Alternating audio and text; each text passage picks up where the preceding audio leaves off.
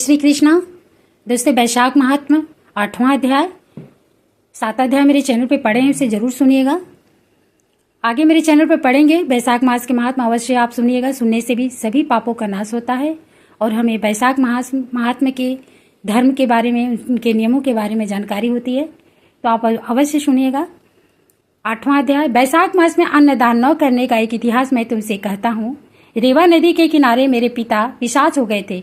वे भूख और प्यास से शिथिल होकर अपना ही मांस खाते थे। छाया वाले वृक्ष के न मिलने से उनकी दशा बहुत बुरी हो रही थी। पहले जन्मों के संचित बुरे कर्मों से उनकी कंठनली का छिद्र बहुत सूक्ष्म हो गया था, जिससे उनको बड़ी पीड़ा होती थी। कुएं, बावड़ी और तालाब का जल उन्हें विष के समान लगता था। मैं गंगा यात्रा को जा रहा था। उस समय रेवा नदी के किनारे पहुंचा तो मैंने यह अद्भुत दृश्य देखा कि सेमल के वृक्ष के नीचे बैठा हुआ एक पिशाच अपना ही मांस खा रहा है और प्यास के मारे बुरी तरह चिल्ला रहा है। वह मुझको देखते ही मारने को दौड़ा, परंतु मेरे तेज के सामने वह हताश हो गया।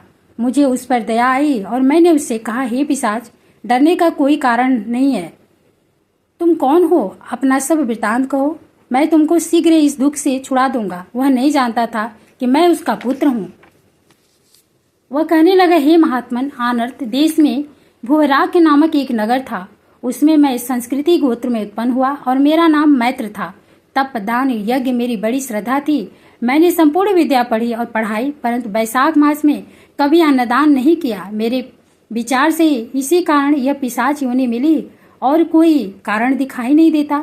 मेरा पुत्र श्रुतिदेव नामक बड़ा विद्वान और धर्मात्मा है।